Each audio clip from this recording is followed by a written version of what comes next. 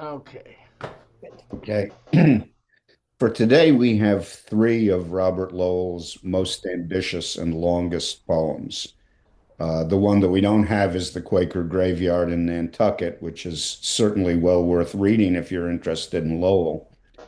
But Skunk Hour for the Union Dead and Waking Early Sunday Morning are three of those four most ambitious poems.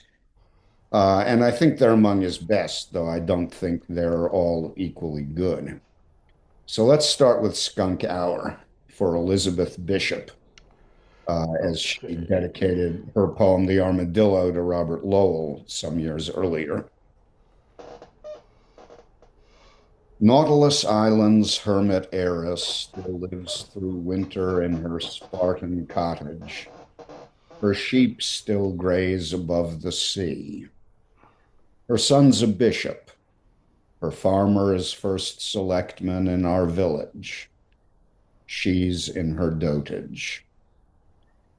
Thirsting for the hierarchic privacy of Queen Victoria's century, she buys up all the eyesores facing her shore and lets them fall. Season's ill. We've lost our summer millionaire who seemed to leap from an LL Bean catalog. His nine-knot yawl was auctioned off to lobstermen. A red fox stain covers Blue Hill. And now our fairy decorator brightens his shop for fall. His fishnets filled with orange cork, orange his cobbler's bench and all. There is no money in his work. He'd rather marry. One dark night, my Tudor Ford climbed the hill skull. I watched for love cars. Lights turned down, they lay together, hull to hull, where the graveyard shelves on the town. My mind's not right. A car radio bleats, love, oh careless love. I hear my ill spirit sob in each blood cell as if my hand were at its throat. I myself am hell. Nobody's here. Only skunks that search in the moonlight for a bite to eat. They march on their souls up Main Street, white stripes, moonstruck eyes, red fire, under the chalk dry and spar spire of the Trinitarian Church. I stand on top of our back steps and breathe the rich air. A mother skunk with her column of kittens swills the garbage pail. She jabs her wedge head in a cup of sour cream, drops her ostrich tail, and will not scare. This poem has two of the sudden transitions that Louis Untermeyer mentions as characteristic of Lowell's early poetry. In both cases, I think the transition is startling, but in both cases, I think it fully justifies itself. The first four stanzas, and they are stanzas, mostly rhymed and somewhat metrical, though very unevenly metrical. The first four stanzas are about various people in this main landscape around Castine, where Lowell and Elizabeth Hardwick spent most of their summers. And Lowell himself has said this is not intended to be denunciatory or seriously sinister, let alone evil. He thought of it as kind of gossip about a summer place. There is an edge to the gossip, of course. Nobody is really satisfied. Nobody quite fits in. The uneasiness of the poem is already there in the first four stanzas. But you have to have some respect for Nautilus Island's heiress. She wants to live like a hermit. She lives through winter in her Spartan cottage, which is not easy in Maine. But she also really wants to be alone to the extent where she buys up all the eyesores facing her shore and lets them fall. And she has the money to do that. So she's alone on the island, watching the probably pretentious new houses falling apart. Her son is a bishop. Her farmer is first selectman in the village. She isn't totally isolated by any means, but she wants that kind of privacy. And it isn't Queen Victoria's century, and she probably doesn't quite have it. The Summer Millionaire, not necessarily a bad guy, not necessarily a fake. But if he seems to leap from an LL Bean catalog, he has the money for expensive clothes and equipment, and he's buying them, and they are probably new. So he's very much a summer person, and now he's dead. His 9 knot yawl, that's a pretty powerful boat, was auctioned off to lobstermen, and they'll use it for trapping lobsters. Um, of all the ways to write about the fall foliage in northern New England, a red fox stain covers Blue Hill is not the most attractive. But red foxes are beautiful. You have the contrast of red and blue. But again, that word stain, it has something uncomfortable about it. And then the fairy decorator. Again, I think not condemned, certainly not condemned for his homosexuality. But the point is, he's an interior decorator, and those fishnets, the orange cork, the cobbler's bench, and the awl are not going to be used by fishermen or cobblers. They're going to be used by people that decorate the interior of their houses.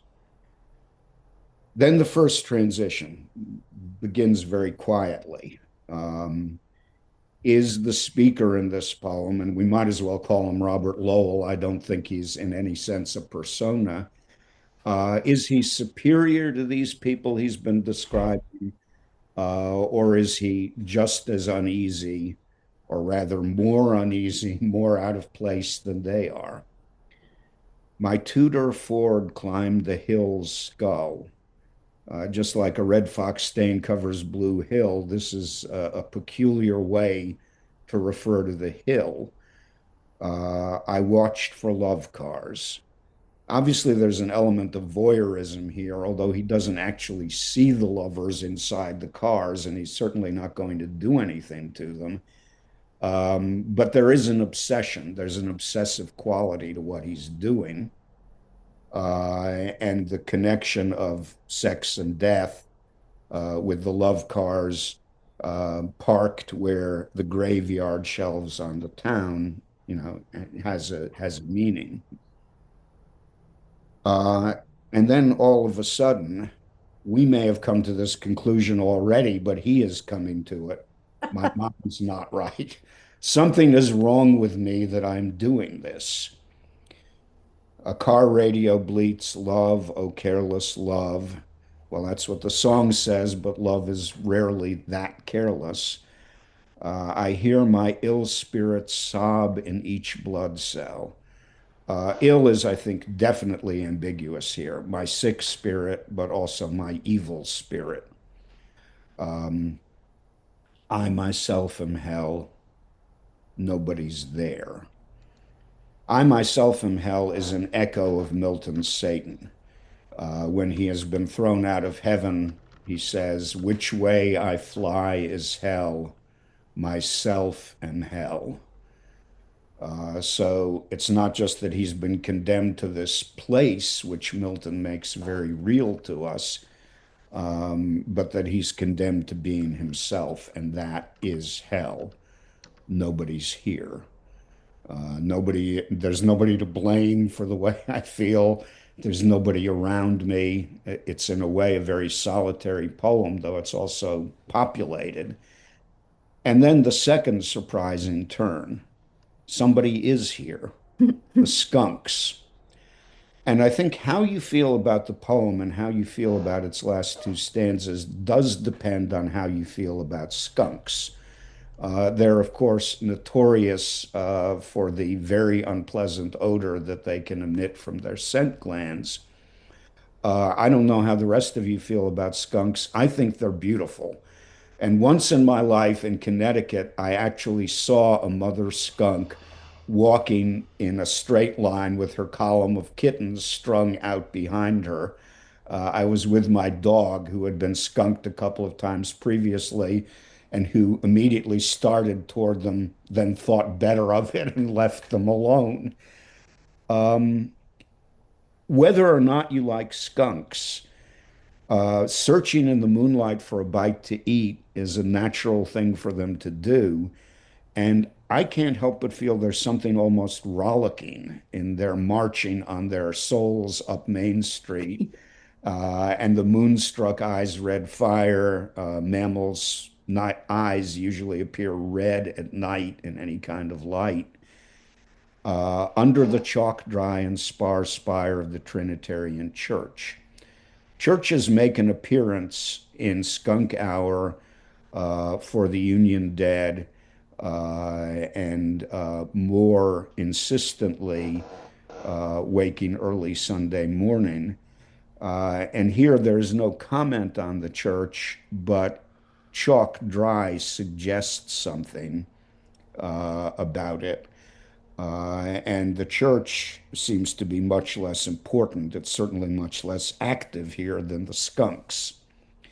He breathes the rich air, probably smells at least a little bit like skunks, a little bit like garbage, and a little bit like a summer night. But he doesn't explain that.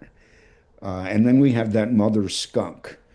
It's typical to say of many poems, and it's true of many poems, they begin with something like despair, or they take us into something like despair, and then at the end they give us hope. Hope doesn't seem like exactly the right word here, but there is a fierce desire to live, the courage that will not scare. Skunks don't scare easily because they have their secret weapon. And there is a sense in which the poem at the end, I think, has really grasped life, with all its messiness and all its contradictions. And I think that mother skunk, definitely herself, but also has a symbolic meaning. And it's a symbolic meaning you can't pin down, as with most good symbolic meanings, but I think it's there.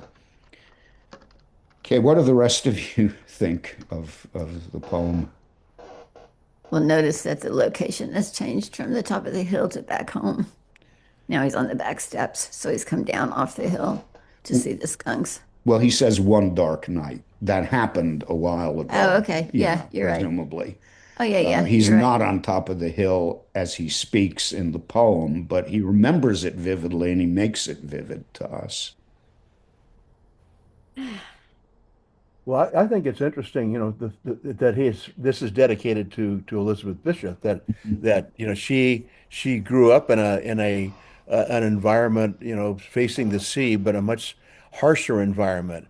And so they probably chit-chatted a lot about how the kind of maybe gently making fun of the summer people, and how this is not the sort of island existence that she was familiar with, and he's sort of recapping that for her. Yes.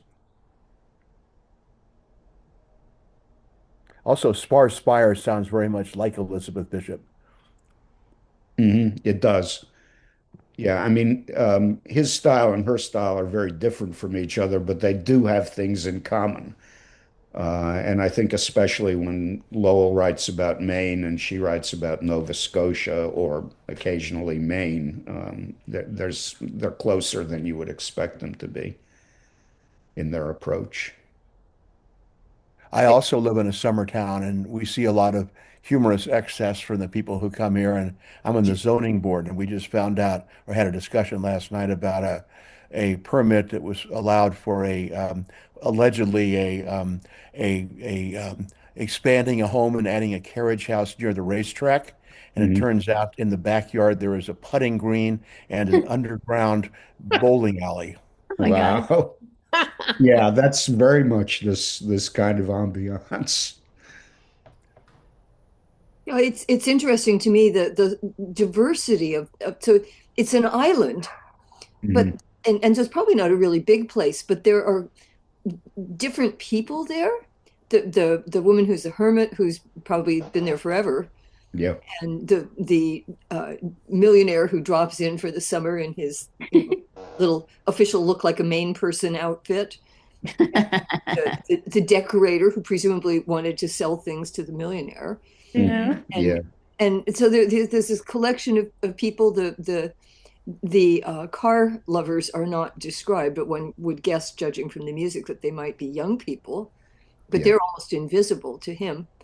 And then there's the skunk who just is puttering along doing her skunk thing like skunks Yeah. uh, um, with her kittens. And it's interesting to me that she finds sour cream, which is sort of not a um, necessarily something that skunks originally, but she has an inner she has a life that depends a little bit on people because she's walking through the town looking for food and Mhm. looking in garbage. So the skunk has kind of become part of the human landscape too, which is interesting. That Yeah. the skunk isn't really feral in the sense that she's not out hunting in the forest. She's found out where the goodies are. There's a little bit of a sense the skunks have taken over the town, but that doesn't seem altogether bad. And it's obviously temporary. They won't be there in the daytime. I was, in light of what um, Laurel was just saying, I was trying to think, how are these abrupt transition sections tied together? And Mhm. they do seem a bit to have to do with a common denominator of how well does this person or animal fit into or feel a sense of belonging here. Yeah. Yeah. And the heiress of the people seems to win the prize in terms of, I mean, she stays there she's very authentic, and all that. And then we have the other people who might be sort of temporary transplants, but he does not feel that he is an observer, he's a voyeur, and he is that myself am hell, I think is the total aloneness of Lucifer, Satan, Yeah. you know. And then we have the skunks, and the skunks seem to belong in human land here. Yeah. Exactly. They're totally comfortable, and I agree with you that you get this at the end, you get this feeling of joy in their vitality. Hmm.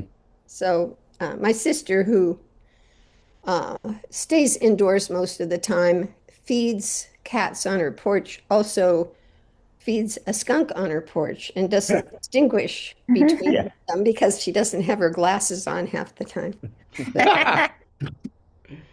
Oh my Yeah. God. We used to feed raccoons with our cats on the back porch. When the raccoons came to eat, the cats would stand back and not interfere with them. I have a short skunk story. In Altadena, when Ben and I were living up there, we had skunks a lot around our house. And when Ben was about 7 years old, he was sort of afraid of skunks. So he made up a song that he would sing when he saw a skunk. And the song went like this. I hate you, skunk. Get out of my way. I'll kick you in the butt. Oh no, you don't have a butt. That which I thought was a great Like song, that. and we still share it today to remember those lovely times in Altadena. Can we move on to Night Sweat? I thought you were doing for the Union Dad. Yeah, but Night Sweat. Oh, okay. Okay, this is placed before For the Union Dead in the 1964 book called For the Union Dead. though in fact, For the Union Dead was one of the earliest written poems in that book, even maybe even the earliest, but it appears at the very end of the book, so I'm going to do Night Sweat first. This is a very, very personal poem, obviously. Work table, litter, books, and standing lamp, plain things, my stalled equipment, the old broom. But I am living in a tidied room. For 10 nights now, I've felt the creeping damp float over my pajamas, wilted white. Sweet salt embalms me, and my head is wet.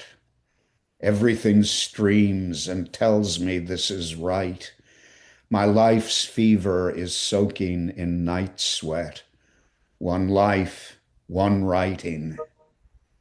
But the downward glide and bias of existing wrings us dry. Always inside me is the child who died. Always inside me is his will to die. One universe, one body. In this urn, the animal night sweats of the spirit burn.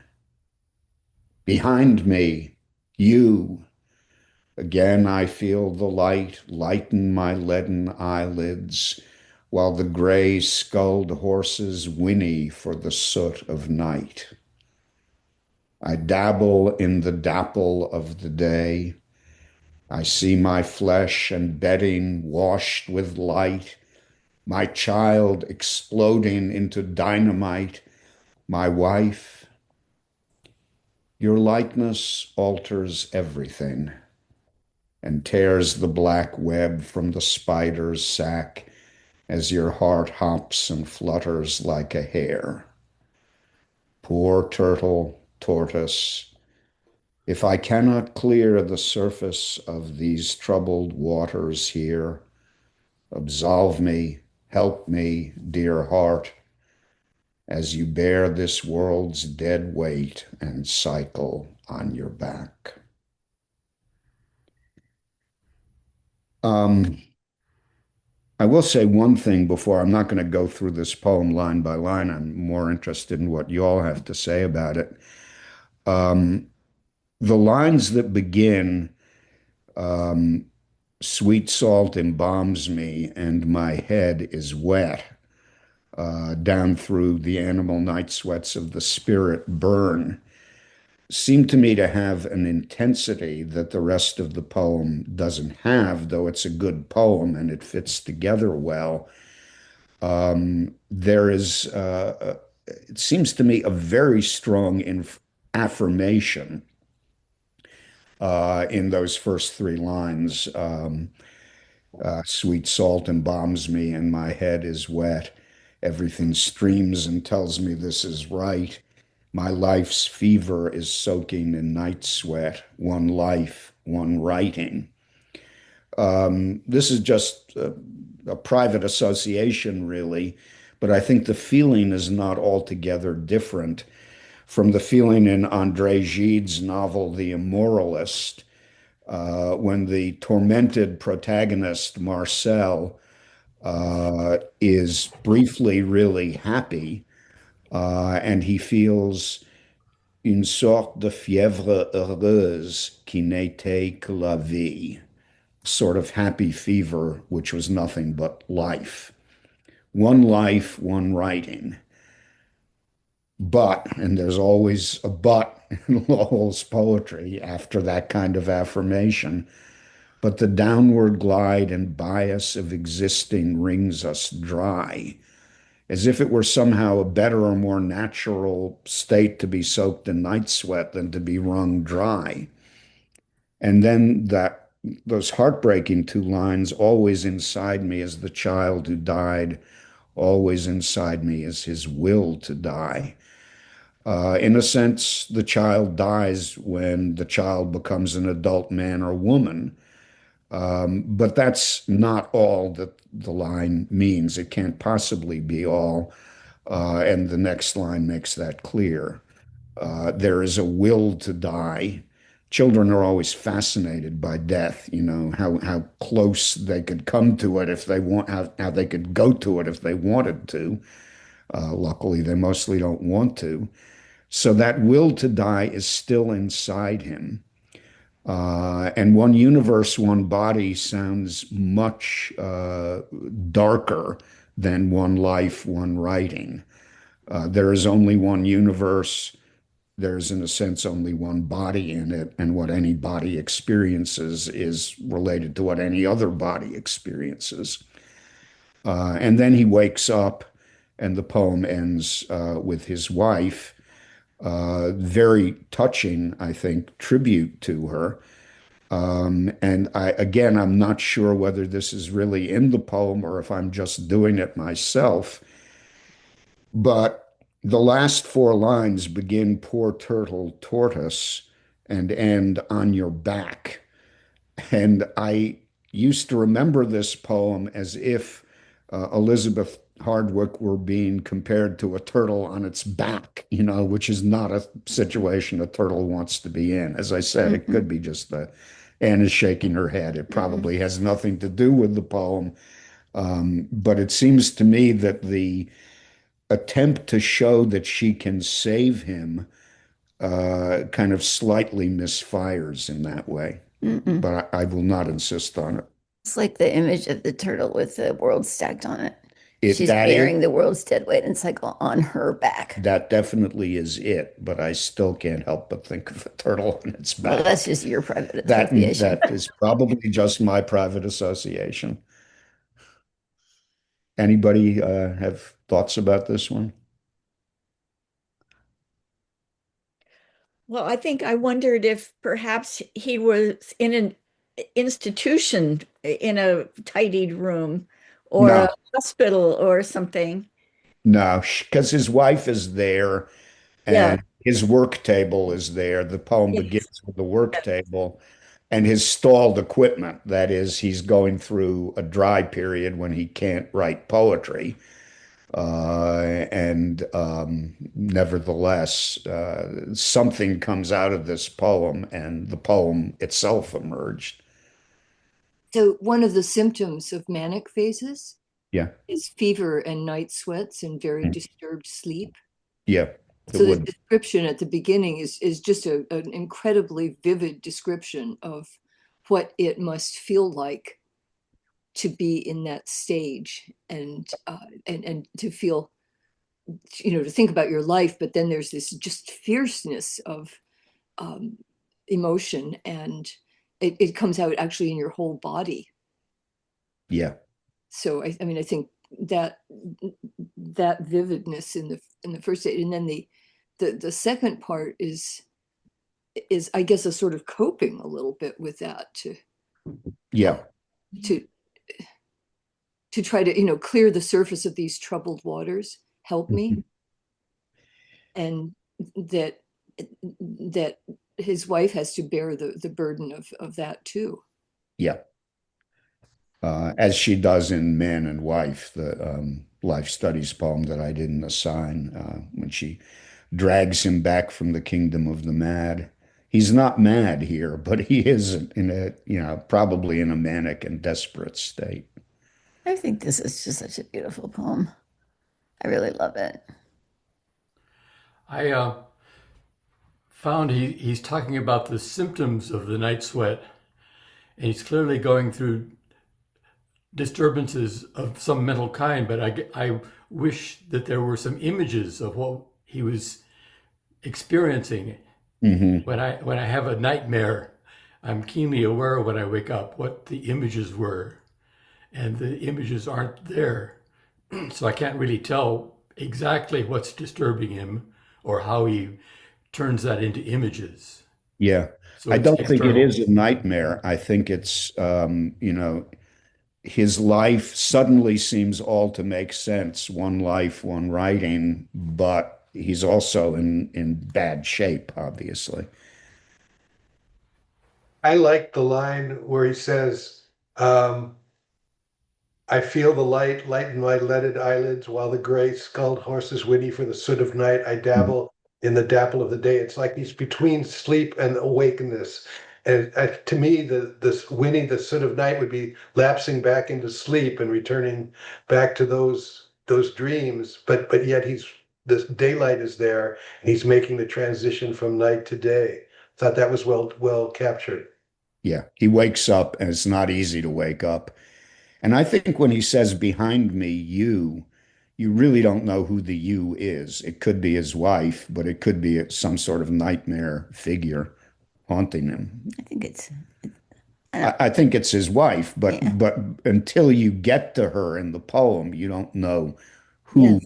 he's talking about when he says behind me, you.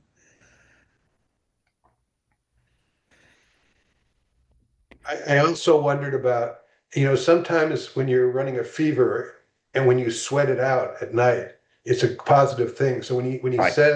tells me this is right, it's almost like he feels like, what I wondered is, does he feel like sweating, the night sweats were actually a good thing in terms of, sweating out a fever?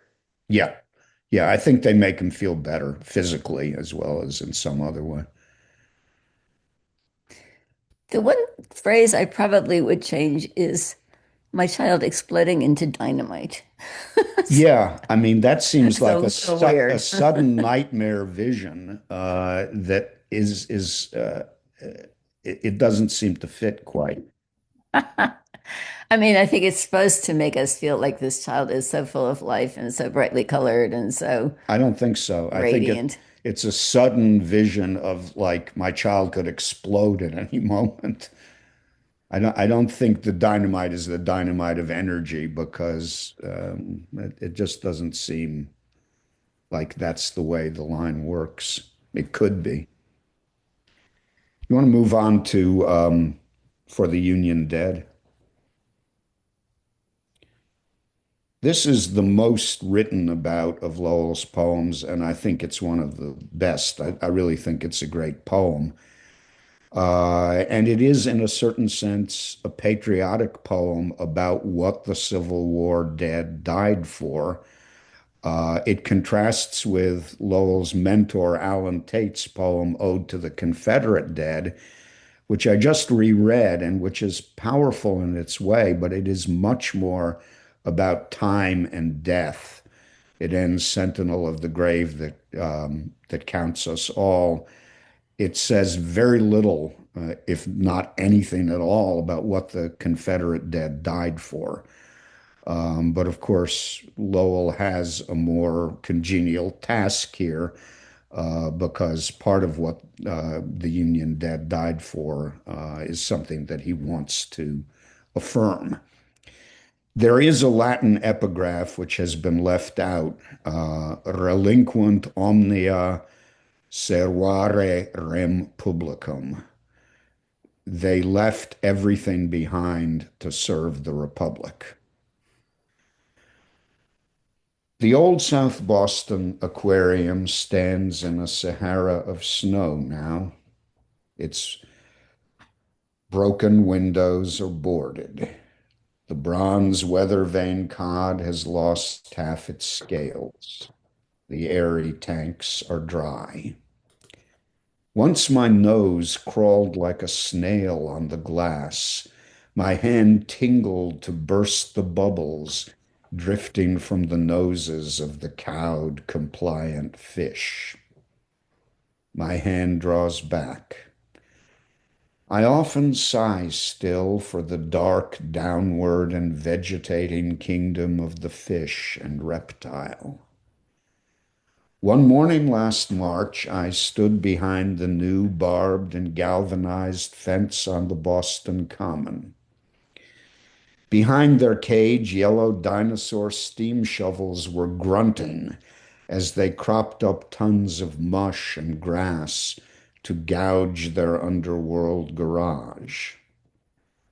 Parking spaces luxuriate like sand piles, like civic sand piles in the heart of Boston.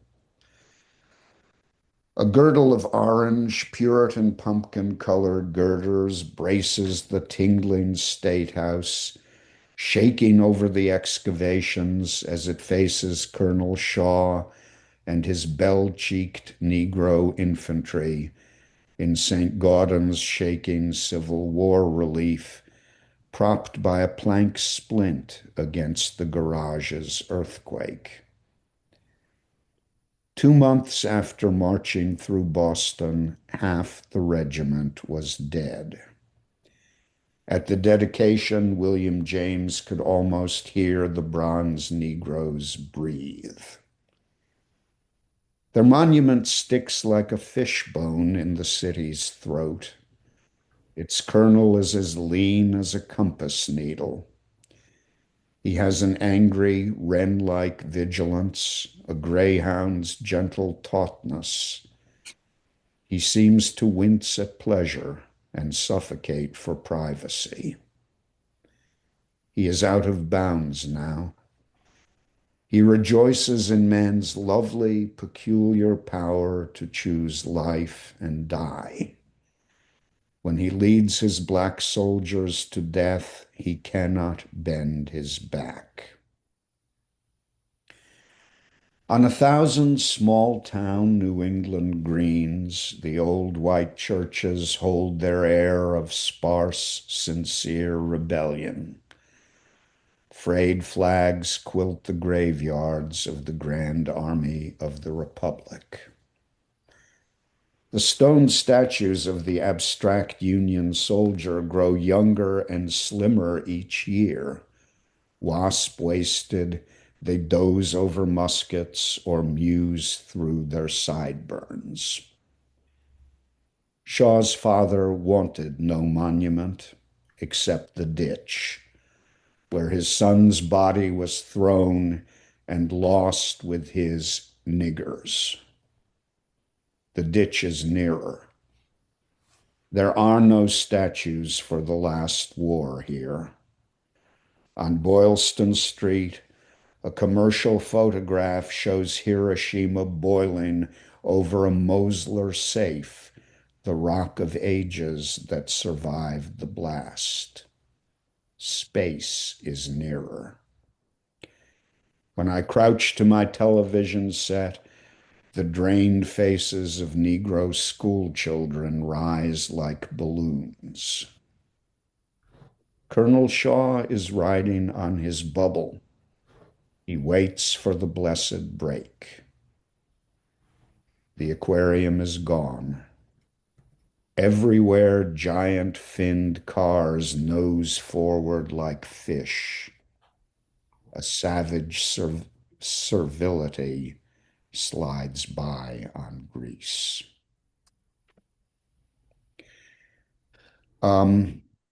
The monument, which the Blue Guide to Boston says is probably the most distinguished piece of statuary in Boston, is a monument to the Massachusetts 54th Infantry Regiment, which was entirely black soldiers, free blacks from Massachusetts who volunteered to fight. And as usual with these black regiments in the Civil War, the officers were white. And Robert Gould Shaw belonged to an abolitionist family, and I think was very much doing what he was doing to serve the Republic and to serve the cause of liberating the slaves. Obviously, this can't be said of all the officers and men on the Union side any more than, similarly heroic things can be said of all the officers and men on the Confederate side. But Lowell has picked something that does, matter and make a difference. And notice how obliquely he moves into it. We begin with the old South Boston Aquarium. We get his sighing for the dark, downward, and vegetating kingdom of the fish and reptile, which reminds me a little bit of Prufrock saying, I should have been a pair of silent claws scuttling across the floors. Ragged I claws. should have been a pair of ragged claws scuttling across the floors of silent seas. And then we get the disturbance of the Boston Common. And Lowell, in many ways, was instinctively conservative. He didn't like things to change. I'm not talking about political conservatism, but that feeling. So the Boston Common is being really messed up by these yellow dinosaur steam shovels, which seem to belong to the world of fish and reptile, and are cropping up tons of mush and grass to gouge an underworld garage. Clearly, Lowell does not see the necessity for the underground garage right underneath the Boston Common or for the parking spaces luxuriating like civic sand piles. And only then do we get the tingling State House braced by orange Puritan pumpkin colored girders, shaking nevertheless, and facing St. Gaudens's Civil War relief, which is also shaking.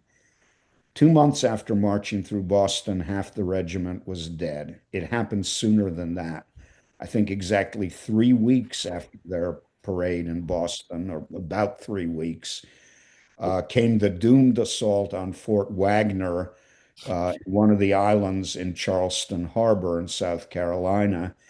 And the Black Regiment had to prove its fighting ability and its courage, but it was sent out against massed artillery. That wasn't the only time that happened. Most generals in the Civil War did that at some point or other. That's what Ulysses Grant did with Cold Harbor's Blue Immortals, but they were cut to pieces.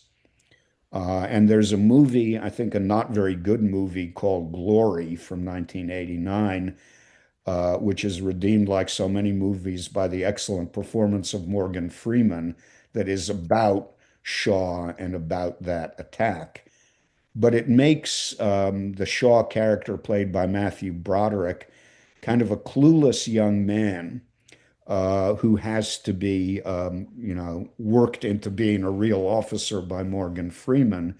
And in fact, whatever his lack of military experience, he wasn't a clueless young man and he wasn't pushed into it. He did it because he chose to do it. Man's lovely, peculiar power to choose life and die. The best moment in that movie comes when Shaw is sizing up his black soldiers, and Morgan Freeman in the ranks is looking at him and sizing up him, and pretty much saying, well, you have potential, but it's going to take a lot of work. That is a great moment, but it's not a movie I particularly recommend. It just does give you some idea of, what that kind of combat must have been like. Um, Let me stop there. I've talked too much already, but what do the rest of you think? I'll jump in at this point. This St. Gaudens Memorial is my favorite place in Boston. I lived in Boston a baker's dozen of years, and when I returned, it's one of the first things I visit. Mhm. Um, It's a I've great posted, statue. oh, it's a I, wonderful I statue. agree. It's a great statue. What I notice in the poem is some description of Colonel Shaw, but no real description of the men he's leading. Yeah. When you look at the memorial, you'll see that St. Gaudens has taken the chance to individuate each of the soldiers. Hmm. They are they have different expressions and different ages, and there's a wonderful determination to them. Yeah. Colonel Shaw, on the other hand, perpetually loses his sword. So they no longer give him a bronze sword, but one in fiberglass. Um, but another reason why I love this statue is that Charles Ives wrote a piece of music about it. And I've posted on the discussion, I've posted a link to an image of the statue as well as Charles Ives' piece, which is about Colonel Shaw's colored regiment. Hmm. And it's, I don't know if you know the music of Charles Ives. His father was a Civil War bandmaster. And generally the texture of Ives' music is based on Civil War songs and hymns. And this particular piece is based on marching through Georgia, and and a bunch of Stephen Foster songs, Hmm. songs that we dare not sing these days because of their association with minstrel shows, but songs which are, I think, the earliest American music and still recognizable. But Ives has knitted these songs into the piece of music, which is about the trudging, the marching. Hmm. He called it the Black March. Ives did. And Ives wrote a poem at the beginning of it. It's not much of a poem, but it's about the soldiers. Yeah. It That's mentions Shaw, but it's clear where Ives' heart was. mhm. And there's a sophistication to this piece of music that is missing in some of Ives' other music. Mhm. So I recommend this to you, and I've posted um, a link to a performance of the music, but it has the statue for you to look at. I will look at it. And it's a very good comment. I think Lowell was fascinated by history and knew a lot of history, but he tends to pick out the leaders, good or bad, and focus on them rather than on the rank and file, although he's aware that the leaders are nothing without the rank and file. Yeah, he chooses the Harvard man. Yes, Yeah. that's true also. Um, okay. Wait, I just, Oh, one other comment. Emily Dickinson had Thomas Wentworth Higginson yeah, as her Yeah, guide, and Higginson actually led the first black regiment yeah, the that was Massachusetts commissioned. 53rd. Yeah, yeah. Yeah, yeah, I he just did, think and he it's, wrote about it too. I think it's really moving the way the poem moves forward to um, the Negro school children, Yeah. and the Mosler safe. And it's sort of like more of the same. It never changes. It's just a really beautiful, sad poem.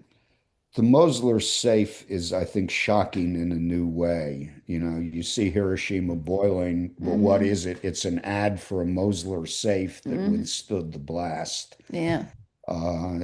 There's no need to say more than that, and there's no need to say more than the drained faces of Negro school children rise like balloons. Yeah. And I think that final image of the giant Finn cars, and of course, Finn cars were everywhere in 1960, which is the year of the poem, also says something about the whole society. Well, didn't Lowell cite the need for unconditional demand for unconditional surrender as one of Yeah. the reasons he was a CO? So I would guess that that picture of Hiroshima particularly offended him, Yeah. given his philosophical, whether it came out of his Catholicism, his religious background, or whatever, that was part of the unconditional surrender tactics of, Yes.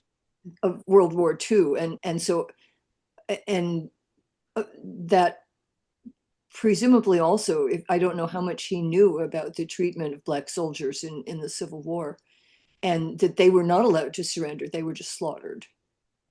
Yeah. No, I think the dumping of the bodies in the ditch very much goes with that.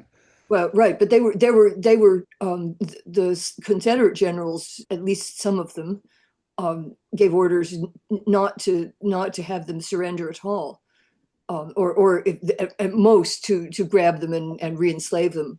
That's at least debatable. The worst instance I know of is the Fort Pillow massacre when Nathan Bedford Forrest's men took a fort This was the in most. Western Tennessee.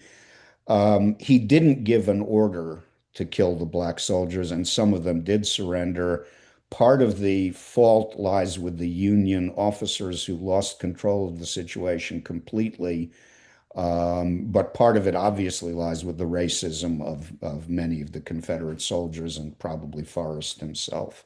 Yeah, Forrest, I think there's at least some suggestion that he in fact gave no orders with what to do about surrender, and was perfectly happy to have them slaughtered, but certainly the unconditional surrender orders. And in fact, if you look at what uh, Trump has said about Iran, Yeah, isn't. yeah. So this is a very timely Hmm. reminder that. Okay. Let me move on quickly to um, waking early Sunday morning. I think this poem has a great opening stanza and a great closing stanza. And though it is very skillful and sometimes beautiful and sometimes profound in between, I think it loses its way a little bit in between. This one comes indirectly from something that happened in May and June and the summer of 1965. By this point, Lyndon Johnson had started bombing communist strongholds in Vietnam, and there were about 75,000 to 100,000 American soldiers there already. And he gave a garden party for representatives of music, art, that is, graphic art, dance, literature, and so on. 5 people were invited for literature. 3 of them attended.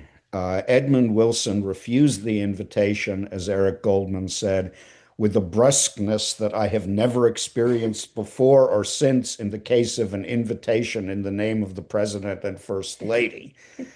But Wilson did not become a public figure, even though he was, dead against what the United States was doing in Vietnam. Lowell accepted, spent about a week thinking it over and talking to people, and decided to write a letter saying, I'm not going to come. It's a relatively short letter, and he tells Johnson, I am very enthusiastic about most of your domestic legislation and intentions, which would mean mainly the first Civil Rights Act, the Voting Rights Act, and the war on poverty. But he says, I look on our foreign policy with the greatest dismay and distrust. And then he says that we're at a point, uh, what we will do and what we ought to do as a sovereign nation facing other sovereign nations seems now to hang in the balance between the better and the worse possibilities. So it's not about sympathy for communism in Vietnam. It isn't altogether about sympathy for the people of Vietnam, though that's related to it.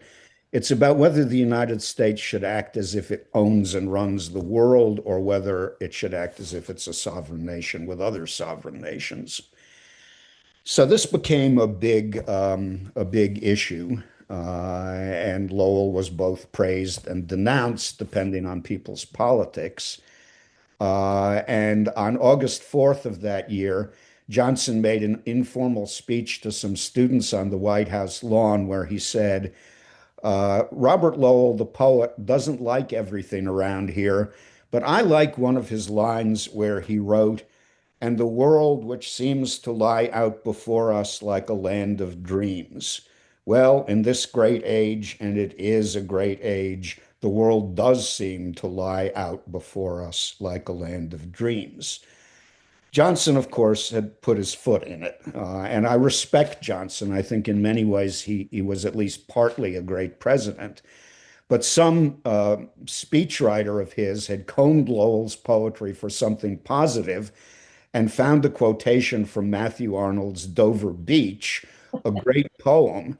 But the last stanza goes like this: Ah, love, let us be true to one another, for the world which seems to lie before us like a land of dreams has really neither joy, nor life, nor light, nor certitude, nor peace, nor help for pain. And we are here as on a darkling plain, swept with confused alarms of struggle and flight, where ignorant armies clash by night.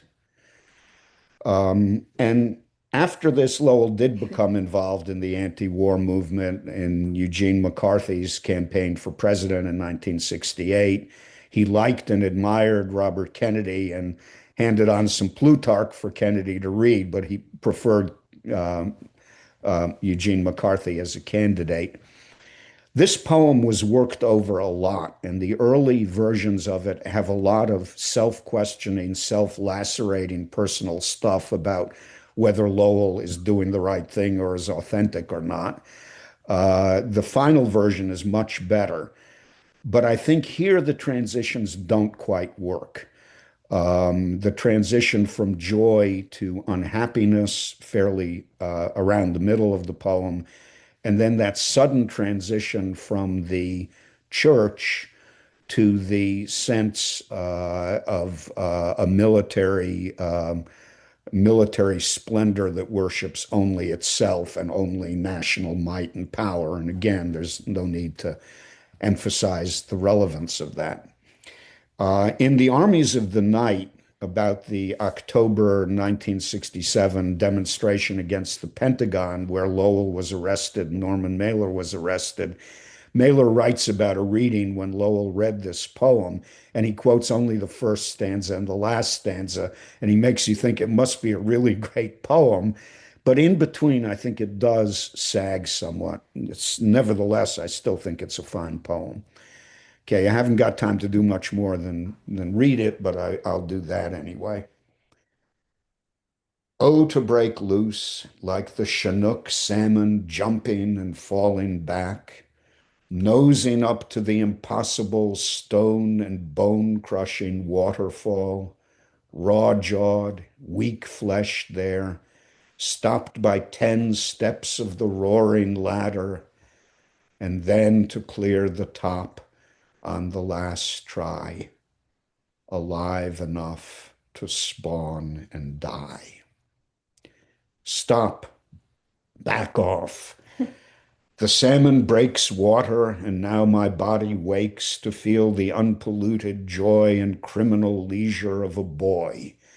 No rainbow smashing a dry fly in the white run is free as I, here squatting like a dragon on time's hoard before the day's begun. Fierce, fireless mind running downhill. Look up and see the harbor fill. Business as usual in eclipse goes down to the sea in ships. Wake of refuse, Dacron rope bound for Bermuda or Good Hope. All bright before the morning watch, the wine-dark hulls of yawl and ketch. I watch a glass of water, wet with the thin fuzz of icy sweat, silvery colors touched with sky, serene in their neutrality. But if I shift or change my mood, I see some object made of wood, background behind it of brown grain, to darken it, but not to stain. Oh, that the spirit could remain tinged but untarnished by its strain. Better dressed and stacking birch, or lost with the faithful at church, anywhere but somewhere else. And now the new electric bells clearly chiming faith of our fathers, and now the congregation gathers.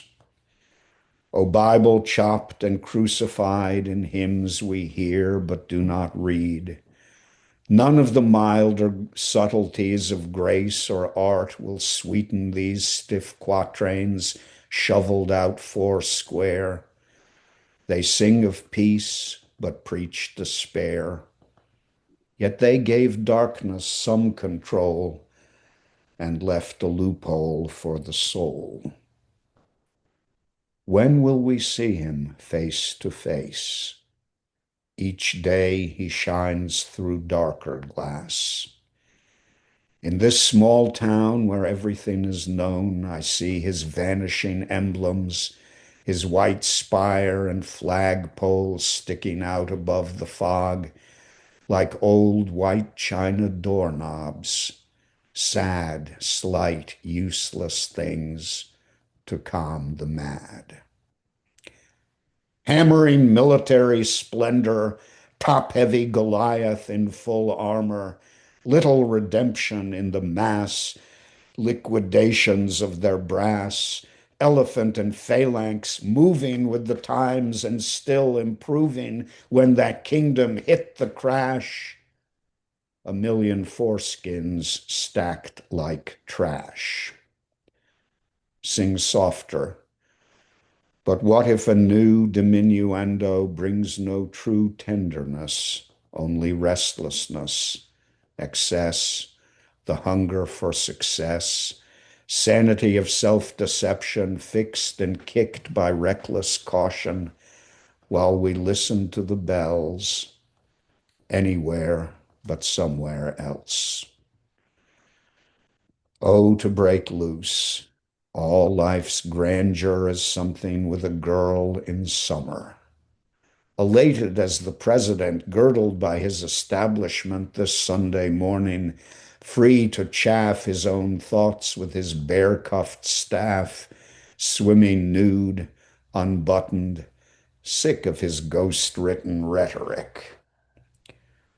No weekends for the gods now. Wars flicker, earth licks her open sores. Fresh breakage, fresh promotions, chance assassinations, no advance. Only man thinning out his kind sounds through this Sabbath noon. The blind swipe of the pruner and his knife, busy about the tree of life. Pity the planet. All joy gone from this sweet volcanic cone. Peace to our children when they fall in small war on the heels of small war, and to the end of time, to police the earth, a ghost, orbiting forever lost in our monotonous sublime. Um, Wendell Berry, who is, I think, one of the best contemporary writers, says that he is very tired of the word planet. You know, he writes about the earth, the soil, but he doesn't like planet. But if it's ever justified, it's justified here because he doesn't just say pity the planet, but he sees it physically as a sweet volcanic cone, and the surface of the earth was formed largely by volcanic activity from this very hot planet that gradually cooled over millions of years. So I think Pity the Planet is really perfect there. As I said, I don't think it's a perfect poem by any means, and I think bringing the president in near the end just doesn't work. But Lowell wants to write a poem that is fully aware of the tragedy of the war in Vietnam, and yet not let's rally the anti-war troops kind of engagé poem. He just doesn't write that kind of poem, and he doesn't want to. Anybody have any thoughts about it? I know that there's hardly any time left. It's very powerful, and to me, the fact that he doesn't think of this as just Vietnam, but the sort of continuing small war on small war, Exactly. Yeah.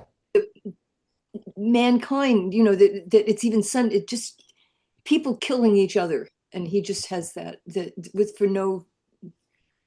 And the starting with the salmon was very moving to me. You know, growing up in California, you think, Yeah. He really does love fish and reptiles, and he really can imagine what that salmon must be feeling. Cuda Creek, which runs right through Davis, the south side of Davis, is what used to be a salmon stream, and Green the song Green River Hmm. is about that. And well, there's some salmon back, but anyway, but yeah, that we are hurting each other. Yeah.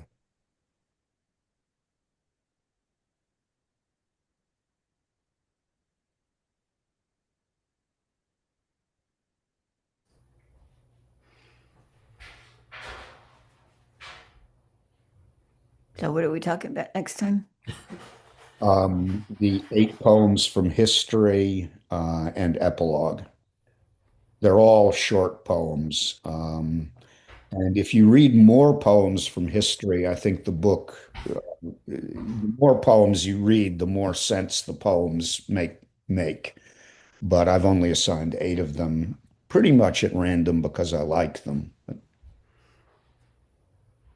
Good.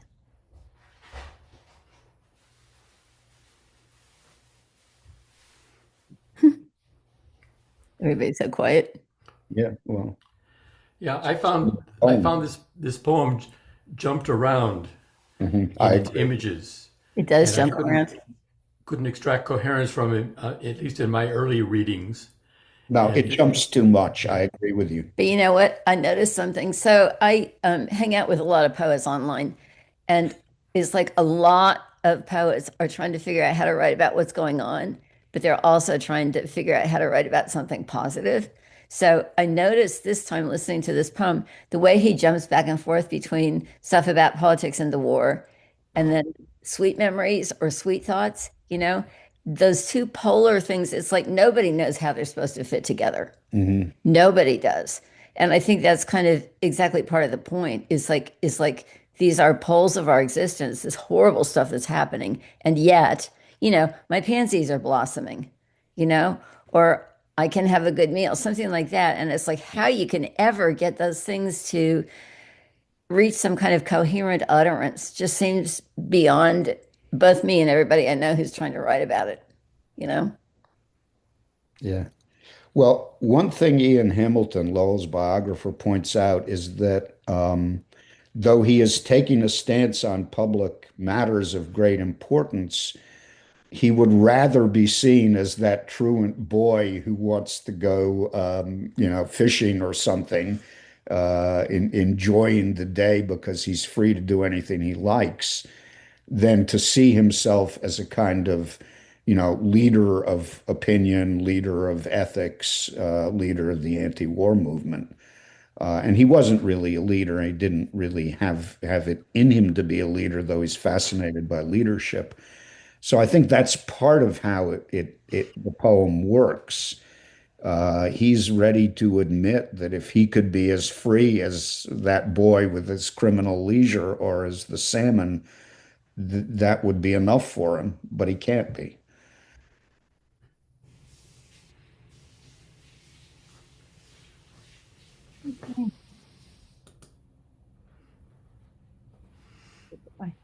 Well, goodbye. right. See you on Thursday. Thank you. Thank Thank you. you. Thanks. Thank you.